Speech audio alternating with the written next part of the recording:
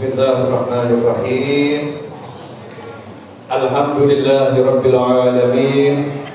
Allahumma shalli wa sallim ala sayyidina Muhammadin miftahi babi rahmatillah adada ma fi ilmillah salatan wa salaman daimain bidawami mulkillah wa ala alihi wa sahbihi.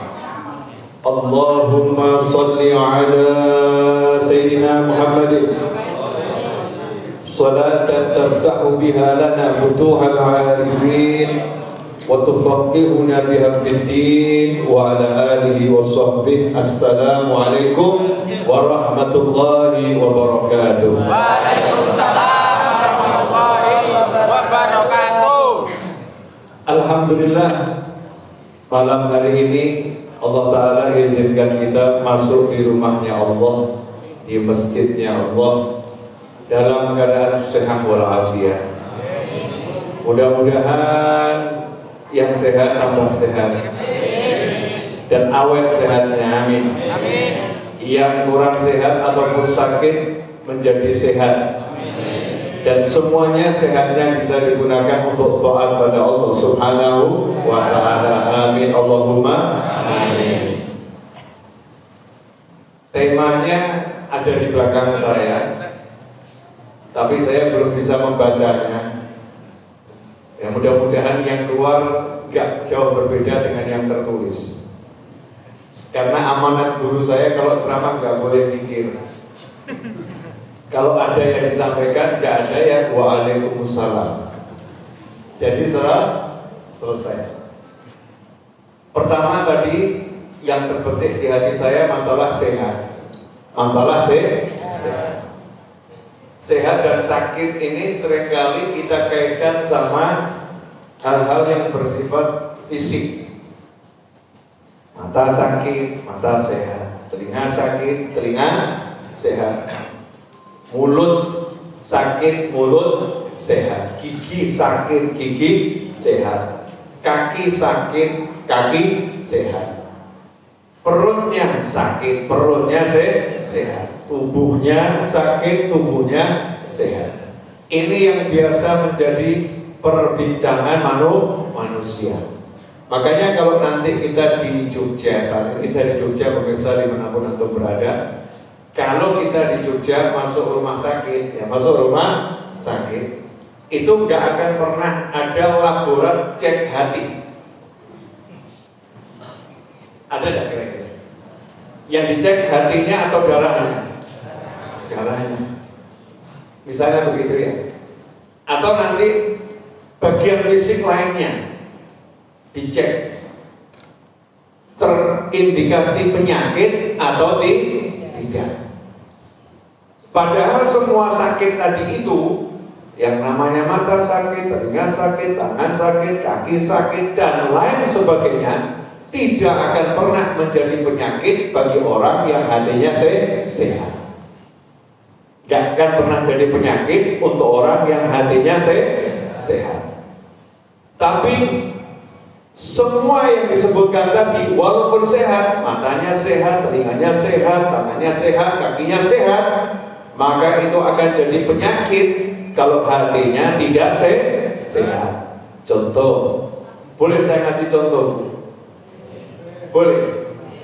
Ya.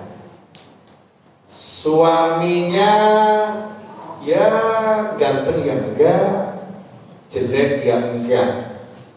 Artinya ya tingkat ketampanan rata-rata, sedang-sedang saja.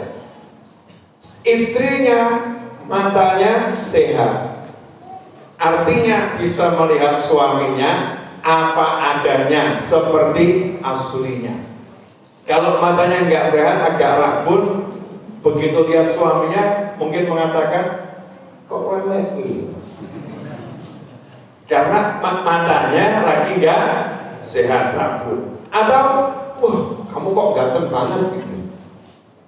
Padahal gantengnya rata-rata. Tapi ini matanya sehat, istrinya nih matanya sehat, matanya normal. Tapi hatinya nggak sehat. hatinya nggak bisa syukur, hatinya merasa kurang terus. Maka begitu lihat wajah suaminya, yang terlihat wajah Habib Novel Al-Idrus. Rupamu kok welek orang kayak Habib Novel. Bagus aku yo. Ya, daripada saya membanggakan orang lain kan lebih baik membanggakan diri saya sendiri. Tahanudzan binikmah. Kamu itu kok wajahmu beruat, gak seperti wajahnya tetangga sebelah. Saya mau nanya, kalimat seperti ini muncul dari lisan seorang istri, itu kira-kira merontokkan hati atau mengoyak-ngoyak jiwa? Nanyanya sama bapak-bapak, jangan nanya sama ibu. Pelakunya tadi siapa? Oknum ibu. Korbannya siapa? Bapak. Maka saya nanya sama korbannya, kalau ada istri ngomongnya seperti itu, kira-kira hati rasanya seperti apa? Sakit. Tergantung. Kalau hatinya suaminya sakit, ya hatinya suaminya sakit, dengar seperti itu, marahnya luar biasa. Mungkin akan muncul juga dari lisannya, lalu panu koyoko. Muncul ya dari lisannya, kalimat juga dari suami yang tajam karena hatinya sakit. Tapi kalau suaminya hatinya sehat, telinganya itu mendengarnya jadi berubah. Rupamu kok elek.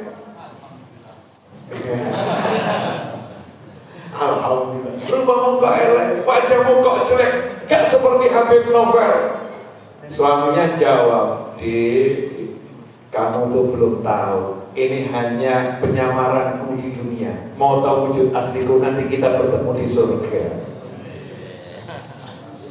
Kalau jawabnya gitu jadinya enak atau gak enak? Enak.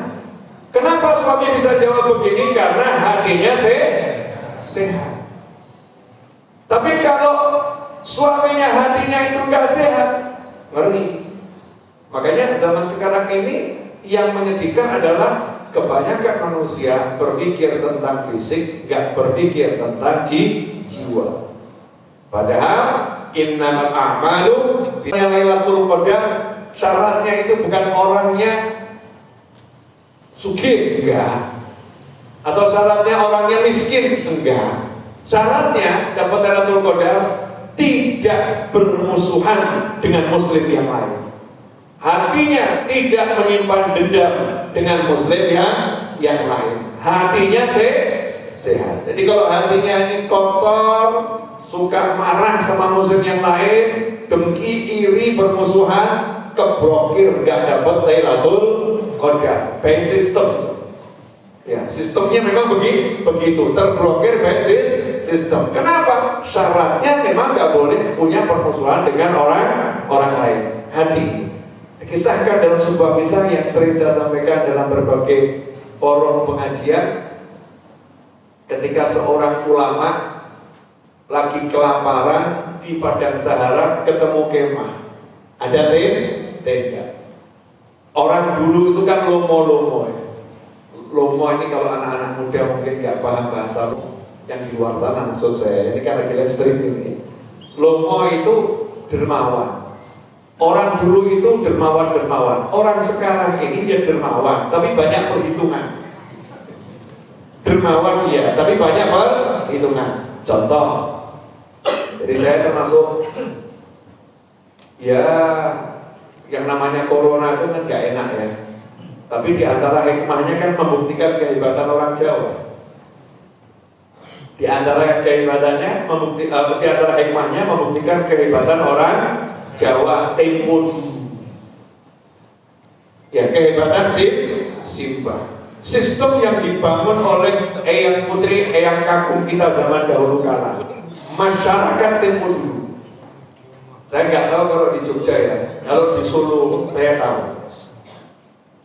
Tapi mudah-mudahan ya Jogja sama Solo ya nggak berbeda, ya sama saja. Betul seperti itu ya.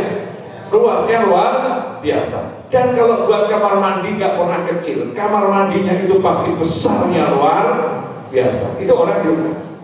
Nah, yang menarik, mau masuk rumah di halaman itu pas deket pintu, ya di situ ada, ya biasanya di pintu gerbang ya, ada kendi, kemudian juga ada apa namanya itu, yang dibuat cuci-cuci itu apa?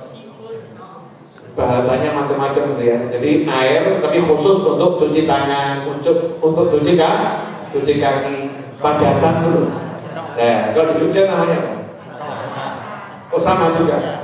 Ya, ada padasan terus ada kendi sendiri. Kendinya untuk apa? Kalau yang lagi lewat haus silakan mampir minum. Betul. Padasannya siapa yang mau cuci tangan baik lewat maupun masuk rumah, tapi kamu cuci tangan, cuci kaki, cuci muka. Kenapa? Ngilangno sawane dalan. Betul? Ngilangno sawane dalan. Muncul generasi berikutnya, simbah musyrik. Mosok neng dalan ono jin, ono demit, ono setan. Kata sawan itu diartikan cuci tangan, musir setan. Padahal maksud simbah, sawah itu diantaranya corona. Nah, karena ini putu-putu do kurang ajar, ya nggak ingat ajaran simbah, sama Allah kemudian ditunjukkan hebatnya ajaran orang-orang terdahulu. Akhirnya mau masuk mall disuruh cuci tangan, mau masuk bandara disuruh cuci tangan, masuk mobilnya sendiri suruh cuci tangan. Di depan setiap rumah, ya, kemudian di depan setiap masjid yang udah ada tempat wudhunya sekalipun di depannya dikasih tempat cuci tangan. Hebatnya luar biasa. Siapa yang ngajarin itu? Simbah. Orang-orang terdahulu yang ajarannya sudah dilupakan. Nah, jadi corona ini banyak hikmahnya, banyak hikmahnya. Tapi yang mengerikan dari corona itu satu hal yang saya dapatkan, orang hidup kok pada takut mati.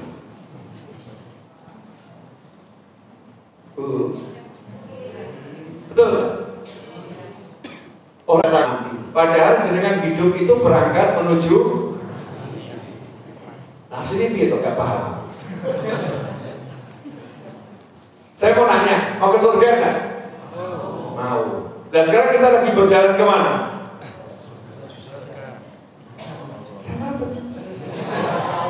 Mau kemana kita? Ke surga. Berarti kita lagi berjalan kemana? Ke surga. Nah, perjalanan ini akan berakhir tahap awalnya dengan namanya apa? Mati. Berarti lebih cepat?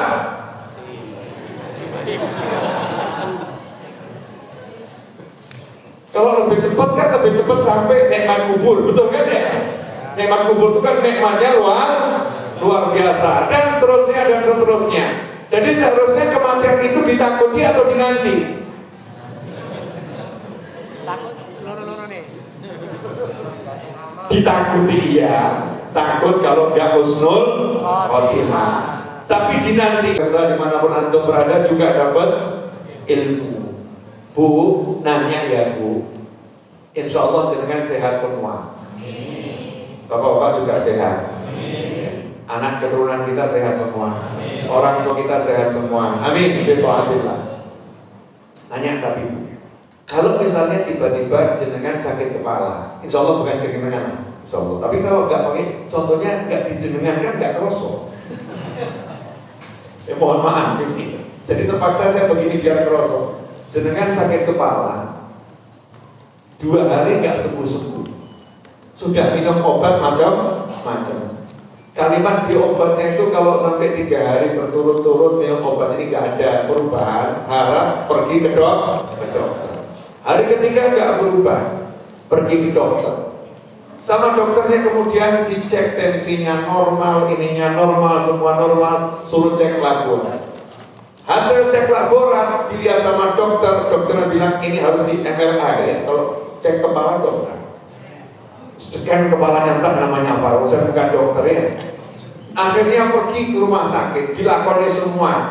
Ya karena punya asuransi kesehatan, jadi semuanya gratis. Kemudian sistem tubuh akan rusak, pernapasan akan terganggu, akibatnya jantung jadi gak normal.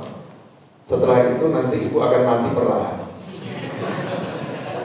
Jadi paling cepat itu ibu ya 6-7 bulan ibu akan meninggal dunia. Saya mau nanya, kalau ibu begitu kira-kira bagaimana? Dunia kiamat atau bahagia? Begitu pulang itu sama ngelamun, dipanggil temannya, Dede, ngelamun. Pulang sampai rumah ketemu anaknya, Bu, ngelamun lagi. Ya, suaminya nanya, gimana dia hasilnya? Kamu bahagia pasti sekarang. Loh, kok begitu? 7 bulan lagi kamu bisa nikah lagi. Masya Allah. Kalimat-kalimat gak jelas itu muncul. Pusat macamnya ya, keluar. Gara-gara apa? Takut mati. Jadi begitu dengar berita kamu akan mati, langsung hidupnya mati. Langsung hidupnya mati. Ketemu anaknya gak enak, ketemu suaminya gak enak. Ini kan bodohnya luar biasa. Maaf ya, saya ngomongnya untuk gregetan itu. Bodohnya luar biasa. Seharusnya kalau tahu 7 bulan lagi mau mati, ya alhamdulillah tuh ya. Itu ada salah satu murid saya itu dari dokter mana gitu. Dokter ya ngomong sesuai ilmunya, nggak salah dokternya, sesuai data ya. Dokter juga. Nah, bukan. Jadi kalau ada dokter asik. Karena dokter kan membaca sesuai data. Menurut data berdasarkan pengalaman fisik Anda dengan penyakit yang seperti ini mampu bertahan hanya setahun. Salah nggak dokternya? Enggak. Ya insya Allah tuh umur, insya Allah panjang umur. Cuman faktanya seperti ini. Nah, murid saya itu datang laporan tadi saya sampaikan sebelum duduk di sini. Habib, kata dokter usia saya tinggal 1 tahun. Jawaban saya lebih mengejutkan lagi. Kamu balik ke dokternya bilang terima kasih. Alhamdulillah terima kasih. Kaget murid saya. Habib ini gimana sih, Bib? Kok suruh bilang terima kasih? Nah jelas, oh, dokter bisa jamin umurmu 1 tahun. Saya tuh jamin umurmu sehari aja gak berani. Ya kamu bilang sama dokternya terima kasih, berarti kamu punya jaminan hidup 1 tahun. Wah, ini kabar gembira yang luar biasa. Harusnya kamu bilang terima kasih. Gandeng umurmu tinggal 1 tahun, cetok tinggal 1 tahun. Jadi salam bojomu yo salam tenan. Suamiku bahagia loh. Tinggal setahun loh, korekti. Tinggal setahun loh. Betul kan ya? Last minute waktu-waktu akan berakhir. Ketemu anakku gitu gendong, ciwel, nyidik-nyidik. Ditanya sama suaminya, kenapa kamu begitu bahagia? Tinggal setahun. Tinggal setahun. Harusnya itu begitu tahu mau mati, justru bisa menikmati hidup. Betul kan ya? Logikanya kan begitu. Tapi sekarang kok aneh, tahu mau mati, justru hidupnya sudah mati sebelum dia mati. Ngeri. Kenapa begitu? Karena hatinya sakit. Ya hatinya sakit. Nah saya kembali kepada tadi kisah ulama tadi itu ya di Padang Sahara. Ketemu tenda. Terus tadi kan bahas bab lomo. Bab lomo aja loncolotnya sampai sejauh itu ya. Tadi kan bab lomo. Betapa dermawannya orang-orang terdahulu. Rumahnya dibuat luas, dikasih kamar tamu. Kalau sekarang kita mau buat rumah luas, mikir mau ngasih kamar buat tamu, aduh kok ngerepoti, biar tamunya dicarikan hotel saja, kok nono deke tambah ruang, mikirnya itu panjangnya luar biasa. Nah orang-orang terdahulu ini di Jazirah Arab, ada seorang ulama melakukan perjalanan di Padang Sahara, laparnya luar biasa, lapar. Dalam syariat Islam kita ini nggak boleh gengsi. Nggak boleh. Kalau dalam kondisi yang memang genting. Jadi misalnya kalau nggak makan mati, itu wajib ngemis. Tak ambil bahasa yang paling kasar sekali ya. Wajib ngemis, minta makan. Nah, habis makan ya jangan ngemis lagi. Paham ya? Darurat ini kalau nggak makan mati. Nggak punya apa-apa, nggak punya uang, nggak punya apa-apa bisa dijual. Bisanya minta, ya wajib minta untuk bertahan hidup. Contohnya Habib, contohnya jelas dalam Al-Quran, gak nanggung-nanggung Allah ngasih contoh. Yang Allah jadikan contoh Nabi Musa alaihissalam dan Sayyidina Khadir alaihissalam. Saya katakan Sayyidina Khadir karena perbedaan pandangan ulama. Ada mengatakan Sayyidina Khadir itu Nabi, ada mengatakan bukan Nabi, tapi hamba Allah yang soleh alias waliullah. Ya, Nabi Khidir alaihissalam atau waliullah yang bernama Khidir alaihissalam bersama Nabi Musa alaihissalam, dua-duanya melakukan perjalanan gak pegang duit. Duitnya udah habis Nabi Musa untuk nyari Nabi Khidir, gak pegang duit. Mau nyebrang laut, naik kapal, syaratnya beli tiket. Nah, karena gak punya duit, modalnya apa? Numpang. Boleh saya numpang kapalnya? Oh, nggak bisa, nggak ada gratis, bayar. Nggak punya duit, turun. Nabi dibeginikan ya terus nggak ngomong aku Nabi loh. Gak petiku alat awal kamu. Aku Nabi loh, aku Rasul. Numpang aja pun nggak boleh. Kamu nggak tahu siapa saya? Yo dijawab Roro. Aku kan nggak tahu siapa kamu.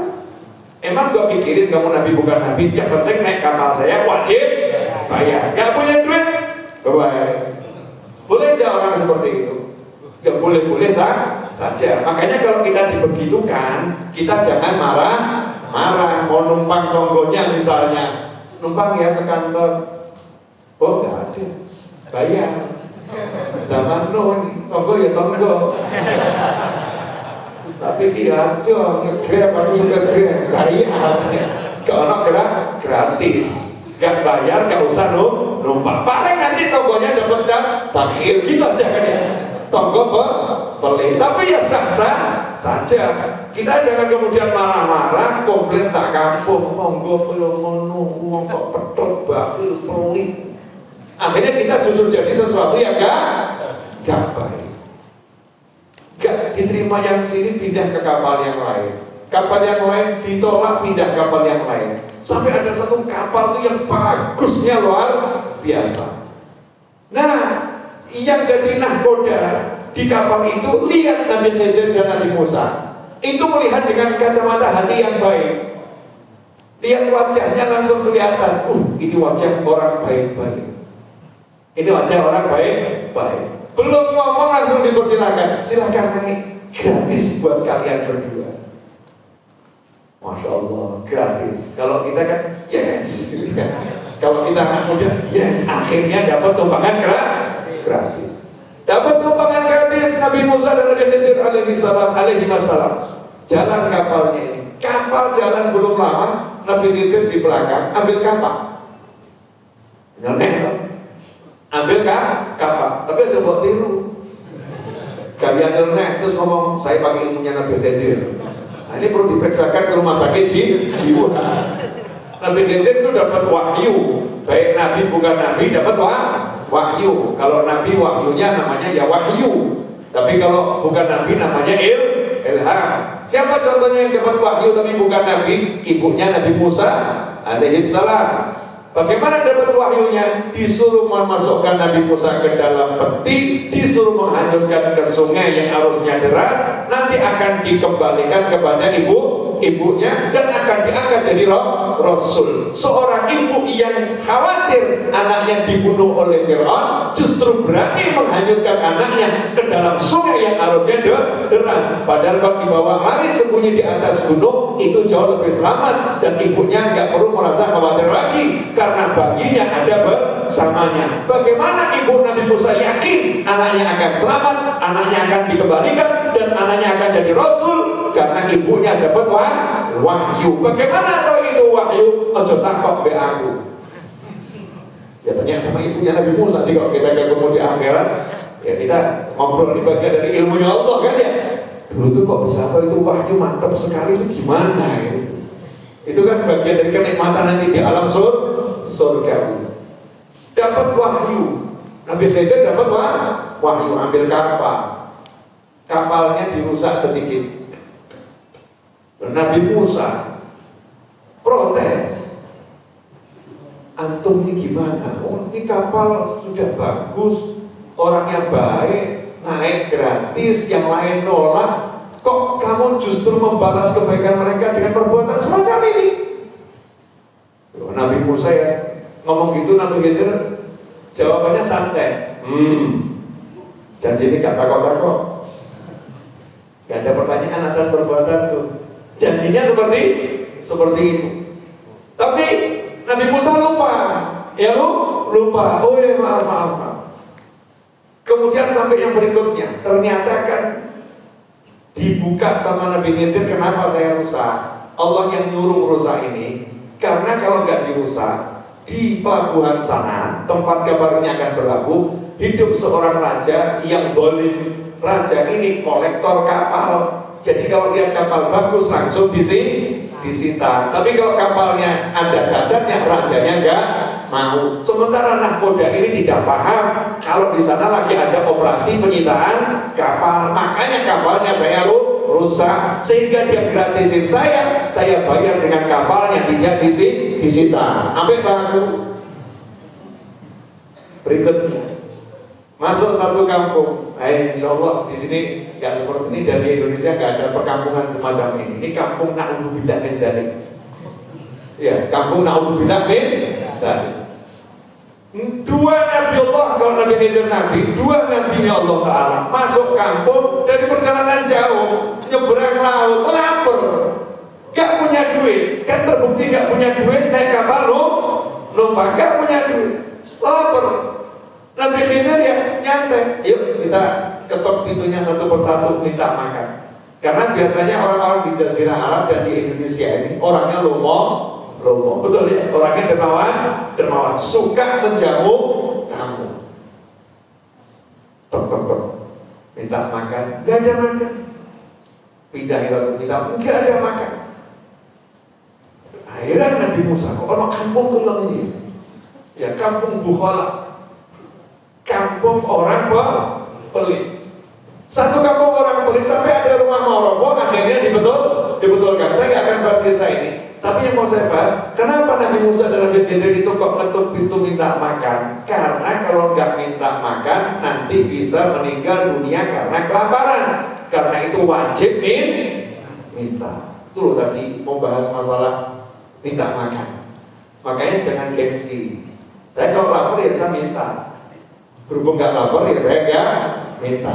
Tadi itu saya lagi pengen kopi, belum minta sudah ada kopi. Kan keramatnya yang punya rumah. Belum minta sudah ada kopi. Sebetulnya saya mau buka rahasia sedikit. Tadi itu sebelum putar balik, sebelum bandara itu ada pom bensin, betul ya? Nah, karena ada yang mau ke toilet, saya parkir.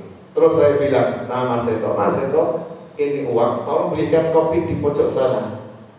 Belikan kopi di pojok sana. Saya ini dari pagi nyetir terus ya mata agak sepet, butuh minum kopi.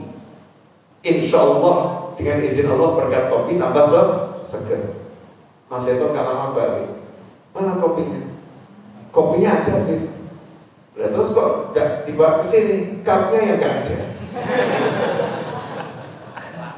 Kopinya ada, cupnya nggak ada. Wah, ini kalau saya turun dari mobil nongkrong di situ kan nggak ngaji di sini ya. Betul kan ya? Terima nasib, alhamdulillah. Ya sudah, jalan lanjut. Parkir masuk rumah, begitu duduk saya lihat gelas kopi cemepang, tapi kan banyak yang sudah duduk di situ. Saya sedikit was-was. Ini kopi milik siapa ya? Milik yang di pojok kanan, apa di sebelah saya, atau di pojok kiri? Terus dia ngomong, ini kopinya sudah dipersiapkan. Alhamdulillah. Ya saya gengsi dikit, kalau saya tak seruput kelihatan agak gimana gitu ya, jahit gitu ya. Tapi kejadian itu saya bongkar sekarang juga saudara-saudara. Tapi kalau emang kita betul-betul ya saya akan minta, tolong minta kopi, saya minta teh panas, minta air. Yang urusannya makan dan minum jangan ada gengsi. Kalau gengsi nanti kamu sakit, akhirnya jadi masalah. Termasuk urusan sehat tadi itu. Kalau mau berobat gak punya uang, jangan gengsi ngomong sama saudara, jangan gengsi ngomong sama sahabat, karena ini urusannya nyawa. Ini kok jadi panjang lebar tadi ceritanya belum ketemu ya. Baru bahas bab promo tadi lo minta makan. Betul? Betul ya? Dan saya udah bicara kurang lebih 35 menit. Kalau saya nggak salah. Ya kan bisa betul bisa salah. Betul. Ya, kurang lebih 35 menit. Sudah cukup pengajiannya? Kan belum dimulai. Belum dimulai makanya. Belum dimulai kalau udah cukup kan alhamdulillah. Ya belum dimulai sudah bubar. Itu kan menyenangkan luar biasa. Lanjut. Lomo. Lihat ada tenda di tengah padang Sahara, lapar, gak ada makanan. Maka ya ngetuk, assalamualaikum, ketukannya muslim kan, assalamualaikum. Kadang-kadang ini kita lupa ini, ketukannya muslim. Masuk rumahnya Pak D itu gak assalamualaikum, Pak D, salamnya kan. Masuk rumahnya Budi ya begitu, melunyur Budi. Pak D nya jawab, kayak kucing. Pripun Pak? Ya kan kucing pun lebih meow. Assalamualaikum metu. Kalau assalamualaikum. Kamu muslim ya jangan keluar masuk seperti kucing dan kambing. Ya itu kambing. Nah kalau kamu manusia beriman, pertama kali assalamualaikum, Tuhanlah aku selamat. Itu kan kamu mendoakan saya assalamualaikum warahmatullahi wabarakatuh. Kan aku tuh balik. Masya Allah, Pak D-nya ternyata syar'i. Ya, megang syariat luar biasa. Ponakannya ya keluar, siap Pak D, sedikit dahulu keluar. Assalamualaikum Pak D. Baliknya kurang lengkap. Ini harus keren Pak D-nya. Assalamualaikum. Tuan rumahnya dan nyonya rumahnya, maksudnya kemah tadi. Ulama tadi ya untuk kaget. Tapi ya coba pada ke awakku. Ini kagetnya ulama beda loh ya, jangan disamakan. Karena yang pria itu wajahnya the beast, yang wanita wajahnya beauty. Sehingga jadi judul film Beauty and the Beast. Betul ya? Wahyu Pol, suaminya Wele Pol. Ini benar nih kisahnya. Ulamanya kaget. Kagetnya apa?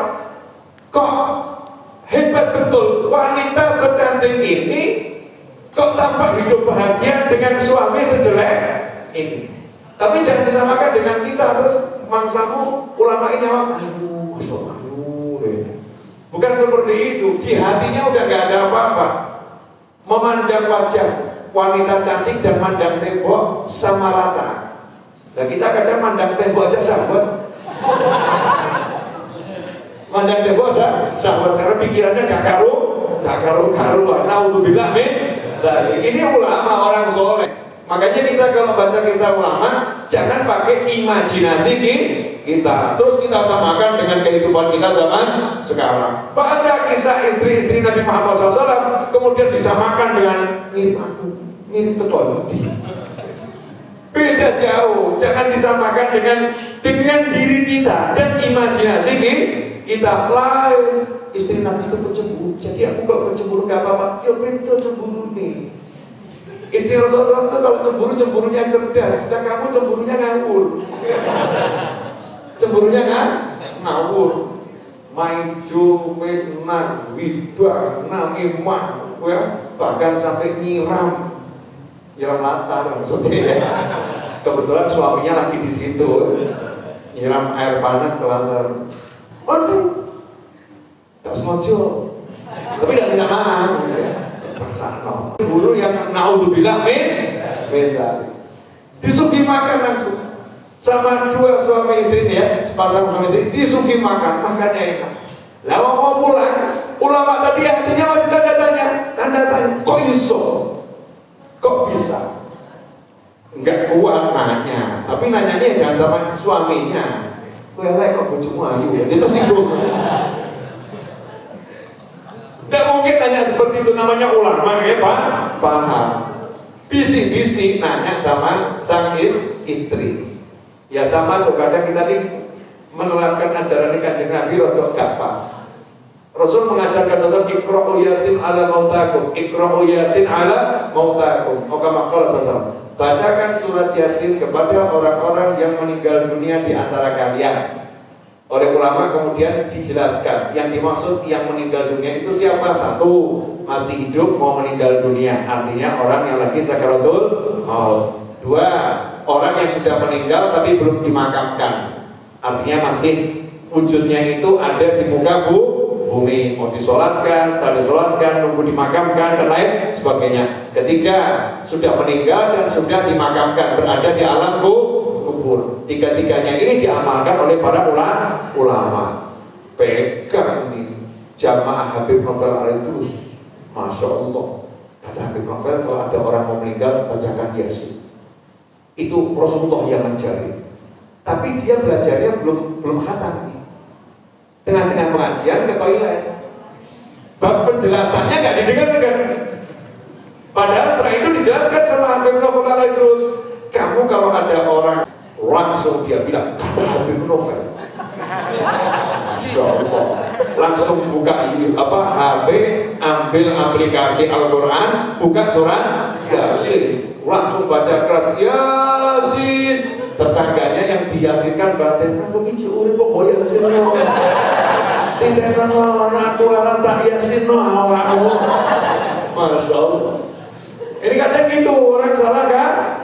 Salah kaprah menerapkan ajaran Nabi Muhammad Sallallahu Alaihi Wasallam. Dibacakan Yasin di dekat orang yang sakaratul maut itu agar malaikat yang turun, malaikatnya nyaman, malaikatnya merasa senang. Karena kalau dibacakan Al-Quran maka rahmat turun. Kenapa surat Yasin bukan yang lain? Jangan nanya saya, itu yang ngajari Nabi Muhammad SAW. Ini syariat yang lebih paham ya Kanjeng Nabi Muhammad Sallallahu Alaihi Wasallam. Meskipun setiap ayat yang dibacakan itu semuanya baik, tapi setiap surat dan ayat ada spesial. Ayat azab, ancaman rokok kabeh, kenapa? Dijawab sama qari Qurannya tadi. Maaf, mumpung pada kumpul semua. Saya susah nih mengumpulkan orang-orang seperti ini pada lupa mati, ya. Biar ingat mati, ya betul, biar ingat mati, tapi tahu situasi dan kondisi. Ini kebenaran, tapi menerapkannya salah. Ini namanya nggak punya cita rasa. Contoh lagi cita rasa. Ini bab cita rasa itu kan diajarkan oleh Nabi Muhammad SAW. Ceritanya sabar ya, bentar lagi selesai ceritanya kok insya Allah. Kalau ceritanya selesai berarti pengajiannya selesai. Jadi antum berharap ceritanya selesai atau nggak selesai? Nggak selesai. Tidak, sepakat. To be continue gitu ya. Itu ada sahabatnya Nabi Muhammad SAW, puasa sunnah, sunnah. Terus berangkat kerja. Sementara waktu berangkat anaknya sakit. Ini kisah insya Allah semua orang paham. Anaknya sakit. Di siang hari itu anaknya meninggal dunia karena sakit. Maghrib suaminya datang dalam keadaan berpuasa, belum berbuka.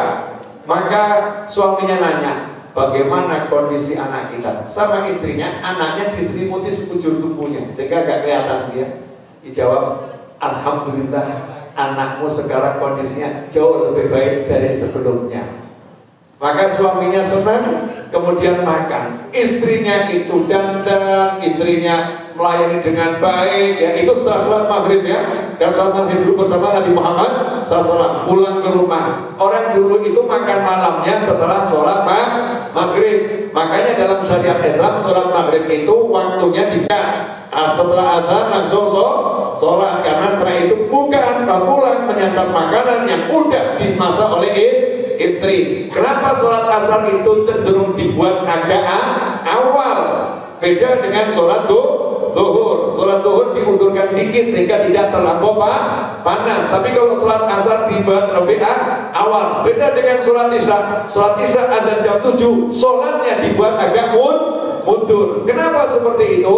Karena kalau sholat isya jamaahnya masih di rumah pada makan malam, biar tuntas makan malamnya, biar tuntas ngobrol sama keluarganya, baru diajak oleh Nabi Muhammad SAW untuk sholat di masjid. Dan sampai sekarang itu dipraktekkan di Masjid Nabawi maupun di Masjidil Haram. Gak ada judulnya habis azan langsung koma, pasti ada jeda waktu yang cukup lama sehingga orang bisa untuk tetap macam-macam ngobrol dan lain sebagainya. Kenapa kalau asar dibuat awal? Karena orang Arab gak ada perempuan pergi ke pasar belanja, perempuan itu dimuliakan. Perempuan gak ketemu sama namanya kambing, gak ketemu namanya ikan, gak ketemu namanya ayam, harus dengan yang gak enak di pasar. Tugasmu hanya masak di rumah. Kamu gak boleh tersentuh panasnya matahari karena murninya kulitmu itu mahal. Engkau adalah wanita yang mulia yang berjuang untuk suamimu dan anakmu. Engkau dijunjung tinggi. Begitulah konsepnya Islam. Suami harus jadi pelayannya istri. Maka suami yang pergi ke pasar, suami yang cari uang, suami yang belanja, istri tinggal tandahkan tangan.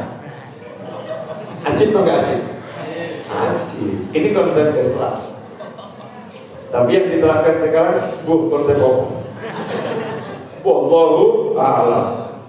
Nah, karena suami ini yang belanja ke pasar, maka sholat asar itu ada nggak lama langsung koma. Kenapa?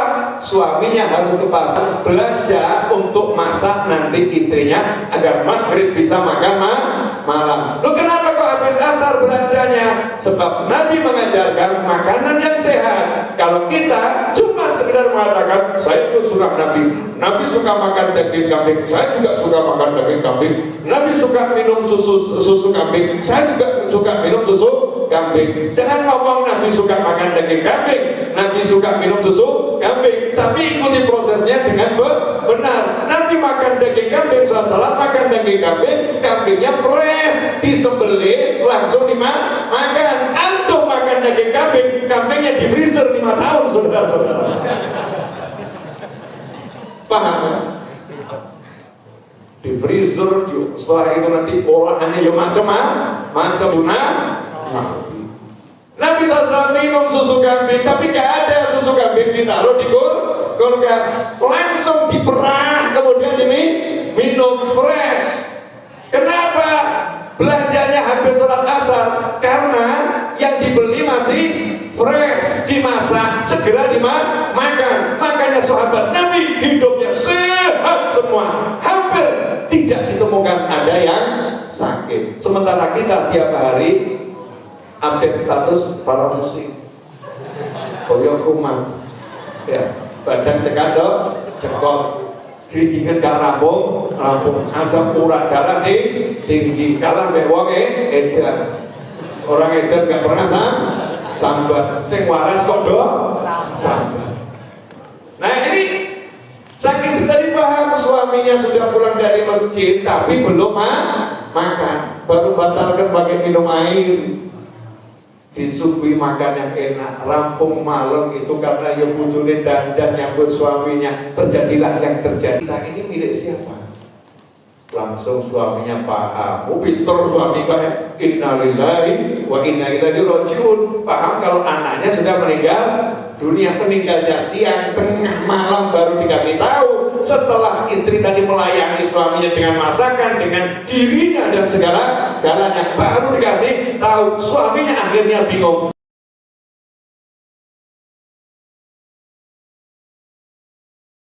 Bojoku ki bener apa enggak ini? Ini istriku bener atau tidak?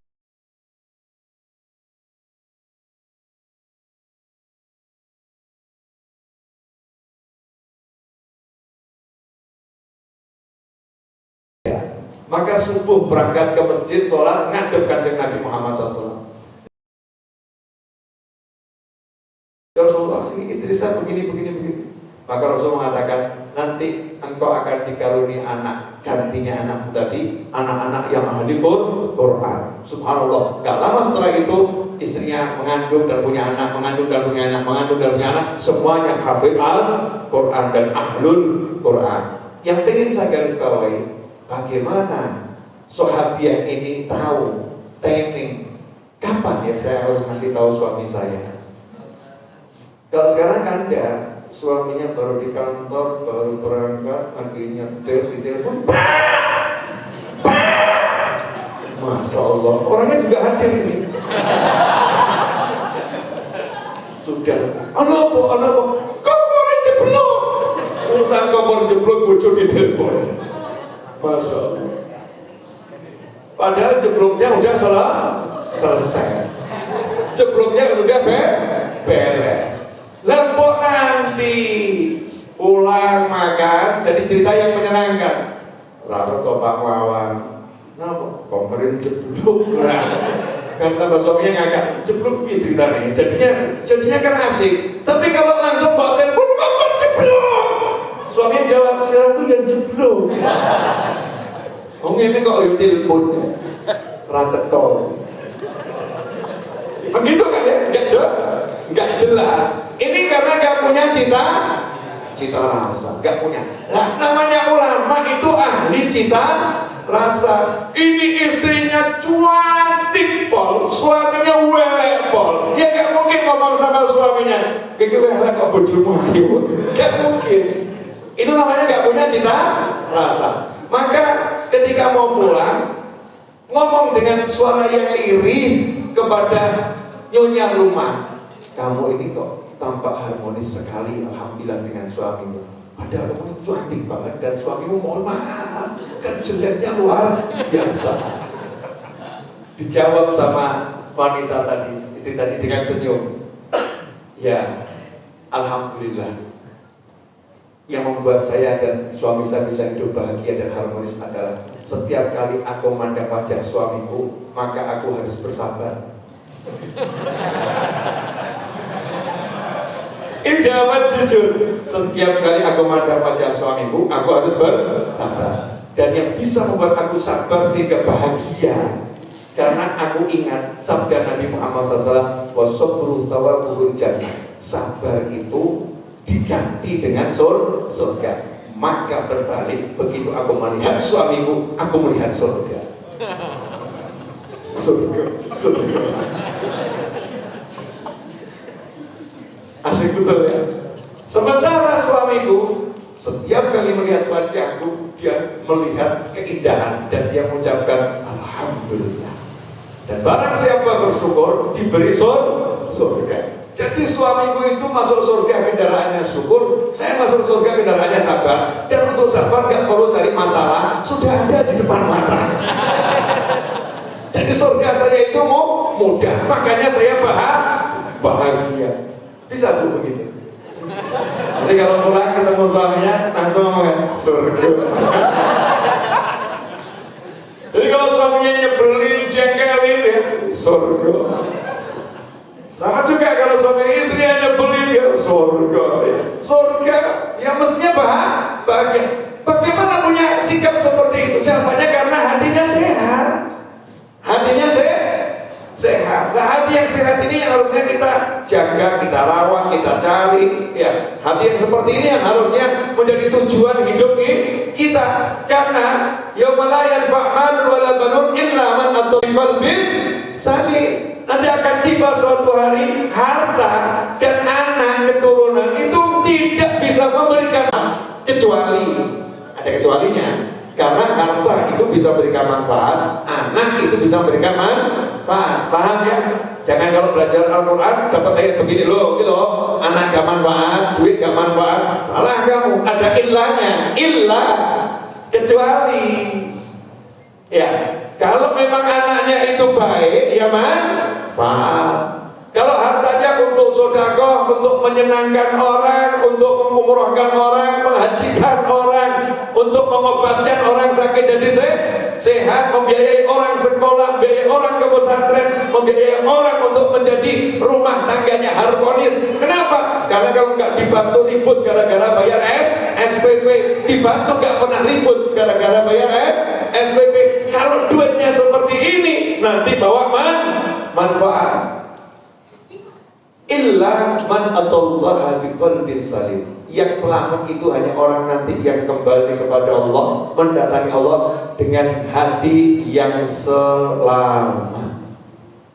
Itu tafsirnya macam-macam. Di antaranya adalah hati yang tidak punya penyakit iri, gak punya penyakit dengki, gak punya penyakit dendam, gak punya penyakit yang sifatnya itu merusak jiwa. Hatinya sehat. Bu, pilih mana?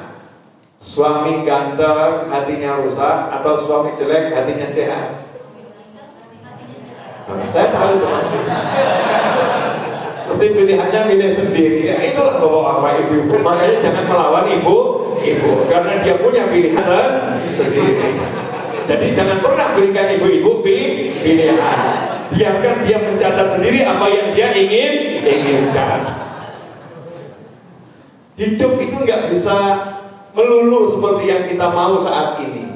Ya insya Allah suatu saat seperti yang kita mau. Tapi saat ini ya mungkin sangat berbeda dengan yang kita inginkan. Bu, boleh nanya? Udah 1 jam saya bicara. Dan ceritanya udah selesai. Kan selesai ceritanya. Sudah. Yang cerita saya kok yang iya jenengan. Ceritanya udah selesai. Ngajinya udah 1 jam. Nunggunya tadi 2 jam. Berarti pengajiannya 3 jam. Itu sudah lama.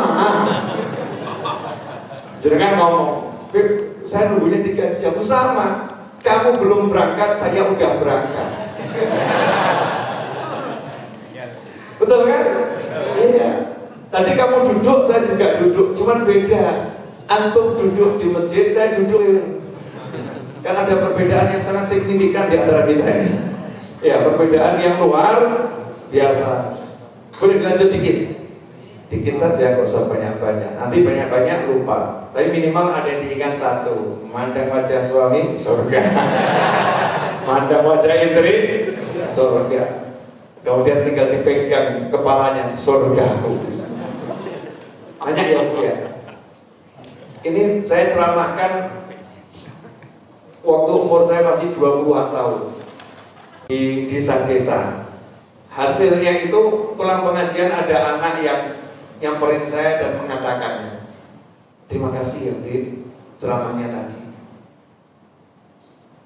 Kenapa? Alhamdulillah, orang tua saya jadi akur. Orang tua saya jadi akur. Saya mau nanya, ini tak praktekkan lagi. Saya umur 20 sekarang umur saya kan baru 17.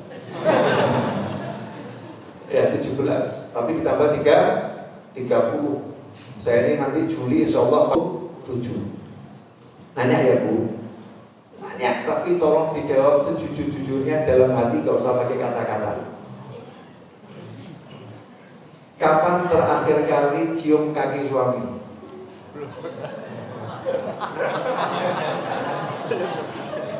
Saya yakin jawabannya yeah.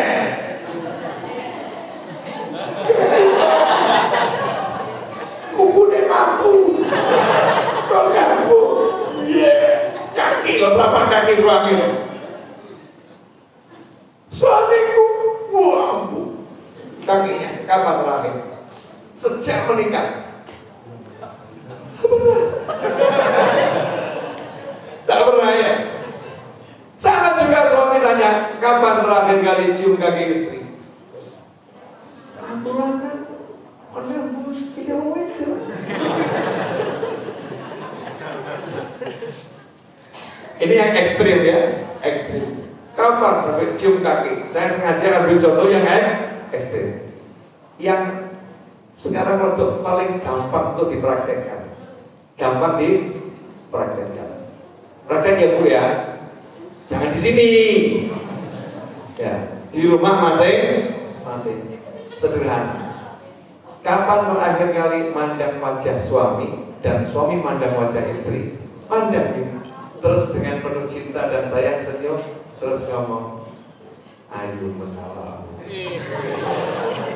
Kapan terakhirnya? Kemarin ya. Tapi sama istri siapa itu ngomong?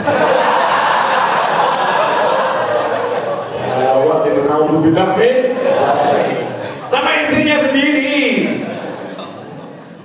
Ibu juga terakhir kali memandang dengan cinta suami? Nyawang gitu. Terus ngomong, Masya Allah. Jangan. Apa tuh? Ganteng, Masya Allah. Asli, ya orang ngomongin itu biar benar. Ini yang begini nih, ini ibadah yang nilainya luar biasa. Cuman kita ini terlampau apa ya, menyempitkan arti ibadah. Betul, sholat 5 waktu itu ibadah yang paling utama, yang namanya juga rukun Islam. Puasa Ramadan itu rukun Islam, haji itu rukun Islam, qiraatul Al-Quran itu ibadah yang luar biasa. Tapi jangan lupa, saling mencintai karena Allah itu ibadah yang mendatangkan cintanya Allah. Dan kalau saling pandang penuh cinta, setan minggat kabeh, cus. Kemudian malaikat berdatangan. Komentarnya malaikat apa? Dungaren. Komentarnya malaikat, Dungaren. Kok iso? Malaikat yang satu ngasih bocoran. Semalam ikut pengajian Habib Novel. Alhamdulillah, poin plus buat saya. Indah loh begitu, indah. Dan nanti di surga itu kenikmatan yang paling nikmat yaitu duduk sawang-sawangan. Di surga itu duduk berhadapan-hadapan sambil melihat ngobrol. Itu nanti nikmat di surga itu. Yang bilang siapa? Allah. Yang bilang Allah, bukan saya. Ada sururin, di atas dipan. Ya, bersaudara mutaqabili. Wa naza'na ma fi suduri min ghillin. Kami cabut rasa iri, permusuhan, dendam dari hati mereka. Kemudian mereka berada di dipan-dipan, saling berhadapan wajahnya, mutaqabili. Nah, prakteknya di dunia dulu, biar nanti dapat di akhirat. Siap ibu-ibu? Apa? Ada yang cium kaki, ya boleh. Itu yang paling ekstrim. Saya mampu. Yang dikondisikan dulu bu, kakinya dikong, ya, kasih aroma terapi. Bahkan amalkan ajaran Simbah yang bagian dari sunnah Nabi. Beli bokor, ya kalau bokor mahal ya cari apalah gitu ya. Kasih mawar melati dikong. Jangan kalah sama hotel-hotel berbintang. Mandi di bathtub dengan bunga mawar. Kamarnya jadi mahal. Padahal Simbah udah ngajari. Jadikan itu di rumahmu sendiri. Beli bokor kuningan, kasih mawar melati. Harum ruangan dengan aroma yang asli, aroma bunga yang ditumbuhkan oleh ilahi, bukan parfum yang gak jelas bahannya dari apa. Dan bunga yang masih segar menurut syariat itu berzikir, sehingga air yang merupakan kehidupan kena harumnya bunga yang berzikir pada Allah Ta'ala, mengharumkan ruangan kita, menyentuh tubuh kita, maka aura jiwa kita menjadi semakin cemerlang. Seperti dikatakan oleh Imam Syafi'i rahimahullah, man taba rihu zada aqluh. Siapa yang aromanya harum, maka akalnya akan semakin cemerlang. Dan yang butuh nggak paham langsung komentar musyrik. Simbah klinik. Saya pernah ngalami itu soalnya. Jadi saya tuh pernah lihat satu orang dipandang sebagai dukun. Saya kan nggak suka nuduh, tak parani. Apalagi ini nggak, kalau duduk tuh nggak pakai baju, tapi auratnya tertutup sarungan. Di rumahnya sendiri kok ya, sarungan gitu ya, di atas ngeligo gitu, rambutnya gondrong. Memang tampangnya tampang dukun, tak parah. Saya nanya, itu kok pakai mawar melati air segala buat manggil jin demit atau gimana? Jawabannya, antum ustad kan? Habib, gini aja kok nggak paham. Udah tersinggung tuh aku ya. Maksudnya gimana? Saya mau nanya, Kanjeng Nabi wangi apa nggak wangi? Super wangi. Kanjeng Nabi yang harumnya luar biasa saja diriwayatkan masih suka pakai parfum, masih suka mengharumkan diri. Artinya Nabi mengajarkan pada umatnya agar selalu tampil harum. Bahkan di hadis disebutkan bahwasanya Allah menjadikan kesenangan dunia untukku, diantaranya pewangian. Rasul suka yang harum. Nah, orang Jawa tempo dulu tuh pinter. Nah kita ini putu-putu yang nggak pinter. Maksudku aku gak dong. Lalu ada yang gratis kok, pilih beli yang mahal-mahal. Lalu Mawar Melati itu Silva setahun akan di rumahnya sendiri, tinggal di petik. Aromanya harum. Nah, yang kamu beli di toko-toko itu kan hasil peresannya Mawar dan Melati. Mawar Melati diperes, dia ada botol, didombok tuku. Padahal dicampur alkohol, dicampur macam-macam. Sing awakmu gak paham. Terus kok semprot-semprot nang awakmu, yo wangi, tapi gak asli. Lah aku pilih sing asli. Banyu yo tinggal tak buka keran, Mawar yo tak cukup, Melati yo tak cukup, campur dari sisi murah meriah dan ini aromanya asli dari Ilahi Rabbi. Kuning di. Umpet aku. Betul. Ini sunnah Nabi. Iya, ini sunnah Nabi. Nah itu kenapa kok keris? Saya kan terus babrek ya, takutnya macam-macam. Keris kok pakai Mawar Melati segala, kenapa? Jawabannya buat saya kaget. Punya mobil? Punya. Nah, kenapa dicuci pakai sabun wangi? Manfaatnya apa? Emangnya kamu ciumi mobilmu? Oh ya bener juga ya. Kenapa sabunnya harus wangi mobil? Kan nggak manfaat itu wanginya. Tapi kalau ini Mawar Melati ini manfaat. Manfaatnya gimana? Kenal polisi nggak? Punya teman polisi nggak? Saudara polisi nggak? Ada. Coba tanya. Itu yang namanya pistol itu wajib dirawat atau nggak dirawat? Wajib dirawat.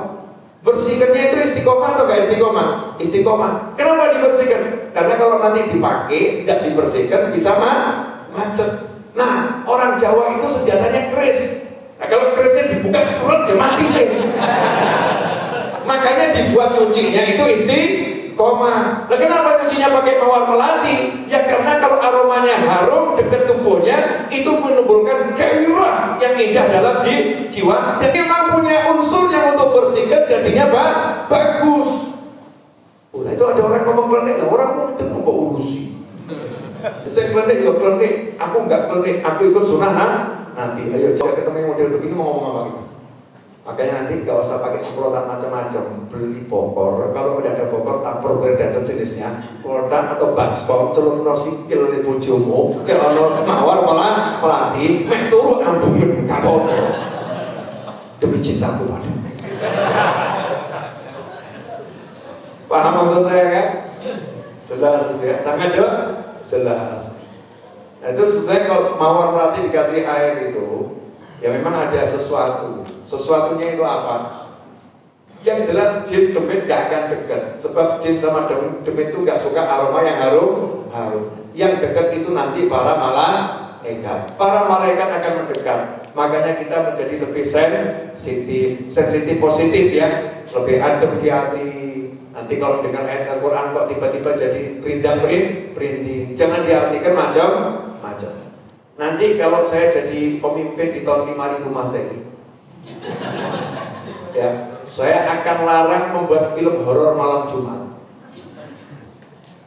5000 Masehi itu saya ini, ya, 5000 Masehi tidak boleh buat film horor malam Jumat.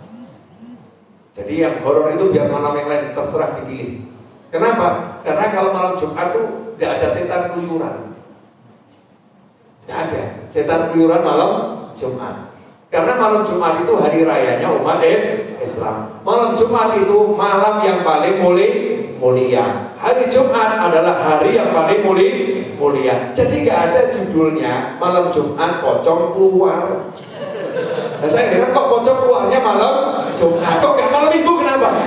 Padahal setan itu keluyurannya malam Minggu. Kalau malam Jumat kan orang pada sholawat. Malam Jumat orang baca surat Al-Kahfi. Malam Jumat orang baca surat Yasin. Setannya pada minggat. Karena setan minggat, setan kepanasan, setan tidak terima malam Jumat jadi sakral. Maka setan memberi kita pikiran malam Jumat dijadikan malam horor. Apalagi judulnya Jumat Kliwon. Kenapa Jumat Kliwon jadikan horor? Karena biasanya ulama kalau buat acara sholawatan, maulid, yasin dan sejenisnya suka buat di malam Jumat Kliwon. Betul kan? Dulu kan banyak yang buat Jumat Kliwon. Nah, biar ini nanti setan-setan itu bisa berkeliaran dengan mesra di malam Jumat, maka jangan sampai anak-anak yang di desa rajin pergi ke masjid, rajin pergi ke surau, rajin pergi ke langgar, rajin pergi ke musola, rajin pergi ke majelis. Mulai dibuat cerita-cerita menakutkan, horor malam Jumat. Hati-hati pocong metu toko kuburan. Padahal dulu biasanya masjid itu sampingnya pasti kuburan. Double semangat. Paham? Nah, jadi kita harus bisa berpikir yang cerdas dan memberi manfaat pada semua orang. Yang penting Bu, pokoknya pulang dari sini minimal nyawang bojo swarga. Siap? Buat Bu, pusing. Semua buat pusing gitu. Ya mermo gitu ya. Ya rubah hatinya, sehatkan hatimu, semua akan jadi indah. Super terakhir. Di Solo itu ada satu cucu Nabi perempuan, saudara perempuan, sudah tua ya, sudah tua. Tapi dulu tuh saya kalau duduk ya, karena masih kerabat juga. Jadi kalau duduk, saya nggak pernah dengar dari lisannya mengucapkan hal yang buruk tentang orang lain. Bahkan kalau kami tes. Cuma buat tes kok. Ada orang yang dikenal ke semuanya rusak gitu, rusak. Kami singgung cerita tentang orang ini, cuma buat tes saja. Yang muncul dari lisannya, Masya Allah, ini orang baik banget. Kita bingung, kok isu ya? Terus benar rusak kok isu dulu saya ngambil. Sudah jelas orang itu rusak, tapi masih bisa lihat sisi baiknya. Kenapa? Ya karena memang hatinya baik, jadi nggak bisa lihat yang jelek. Ini loh ini. Contoh ini, tapi untuk gak enak gak apa-apa ya. Agak gak enak, boleh Bu, agak gak enak. Boleh ya. Laler itu yang dicari orang yang harum atau orang yang mampu? Mampu. Kenapa laler carinya orang yang mampu bukan yang harum? Kulit sama-sama kulit. Karena laler memang suka sama yang mampu. Tahu wanggung? Wanggung. Kumbang tinja. Ya mau dibilang kumbang tai kan gak enak kan? Jalur no titik jadi kumbang apa? Tinja. Ada yang tinja itu apa? Biasa kumbang tai itu aja ya. Wanggung ini dia kalau masuk ke dalam teletong, tahu teletong? Ya, masa orang Jogja nggak tahu teletong gitu ya? Teletong. Itu senengnya luar biasa. Nempel di teletong, itu wanggung hidup, seger, tambah sehat. Tapi kalau wanggung dengan semprot minyak wangi, mati. Jadi wanggung itu kalau mencium aroma harum, dia lemes dan mati. Mencium aroma teletong, seger. Paham ya? Nah, manusia yang hatinya sehat, maka dia setiap kali ketemu manusia yang lain, yang dia lihat hanya yang ada di hatinya. Paham? Tapi kalau manusia itu hatinya busuk, lihat orang lain, yang dia lihat kebusukan dirinya sendiri. Al-mu'min mir'atul mu'min. Mu'min adalah cermin bagi mu'min yang lain. Berarti kalau kita suka ngomong jelek tentang orang lain, berarti yang jelek siapa? Kita. Contoh. Ngopi. Sabar. Padahal ada teh, ada air, ada kopi, kok yang paham yang saya ambil kopi. Ibu-ibu tuh sakti-sakti. Insyaallah. Ini apa Bu? Salah. Gelas. Gelas. Ya, isinya apa? Salah. Air kok kopi. Yang jelas dikit loh Bu, bahaya itu. Salah mengidentifikasi itu bisa menimbulkan masalah. Ulangi boleh?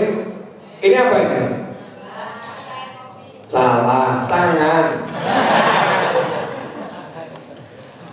Ya, tangan pegang gelas. Gelasnya isinya air kopi. Ya, alhamdulillah. Semakin betul. Mungkin nggak ini kopi kok mengeluarkan susu? Air kopi yang saya pegang terus keluarnya jadi susu, mungkin nggak? Enggak. Air kopi keluarnya kopi. Kalau ini air seni keluarnya air seni. Paham nggak? Jadi kalau dari mulut kita ini keluarnya jelek-jelek, berarti hati kita jelek. Makanya kita nggak usah repot sama orang lain. Ya berarti ya, kalau kamu begini, ya berarti itulah isi hatimu, itulah dirimu. Mulai mikir, berarti aku kayak mana ya? Aku kayak mana ya? Aku berarti aku, ya Allah, panggung aku. Panggung, ketemu teletong urip, ketemu wangi mati. Nauzubillah min. Jadi kalau hatinya sehat, ya itu yang diomongkan semuanya itu indah. Tidak bisa, dia kejatuhan, jelas kejatuhan apa namanya? Misal ya, dia kejatuhan botol, biasanya teriak, sopo sing mana? Kurang ajar. Kejatuhan bata, alhamdulillah, pinter. Ditanya sama temennya, lo kok pinter nih? Lah iya aku orang jaluk, berarti sing bener kan Gusti Allah iki. Ning sirahku ki ana sing ruwet-ruwet. Ora dikepuk ora waras. Pemirsa, mohon maaf saya tidak perlu terjemahkan ini, nanti set Google bahasa Jawa. Saya mau tahu Google-nya bisa nggak terjemahkan bahasa Jawa ini. Jadi kalau orang itu baik, yang lisannya yang baik. Super terakhir, mari kita lihat judulnya pengajian. Allah semua. Menjaga spirit Ramadan pasca Ramadan. Ya sudah selesai. Sama apa isinya? Sama ya? Walaupun nggak sama, kan saya samakan. Karena spiritnya Ramadan adalah punya jiwa yang bersih, ya punya kebersamaan, saling mencintai dan menyayangi, dan semua itu berawal dari hati yang sehat. Dan itu baru sekelumit dari apa yang terbetik tadi di awal. Dan sebetulnya banyak tadi yang muncul, tapi nggak bisa disampaikan saat ini karena keterbatasan waktu dan tempat, dan juga tenaga dari antum dan saya. Karena saya juga harus menyupir kembali ke Solo, dan kemudian melanjut mau, dan selanjutnya kerja bakti, dan seterusnya, dan seterusnya. Hidup harus terus berlanjut. Jangan kalah sama ikan. Ikan nggak pernah berhenti berenang. Dia selalu bergerak, karena kalau mandek berarti paham ya? Jadi nak pengen urip ya obah. Simbah ngendi kok obah mama. Cara Jawa ini pun al harokah barokah. Kalau mau gerak nanti berkah turun. Makanya jangan suka diem ngelamun, nanti cepat mati. Ya kalau diem ngelamun itu cepat mati. Karena nanti setan akan masuk, akhirnya ruwet, akhirnya stres, akhirnya kena penyakit macam-macam. Naudzubillah min. Terima kasih jazakumullah khairan atas waktunya, atas tempatnya, atas segala-galanya. Mohon maaf atas segala kekurangan saya. Mudah-mudahan yang disampaikan tadi bisa menjadi pelajaran untuk yang berbicara dan untuk yang mendengar dimanapun berada. Dan semoga kita semua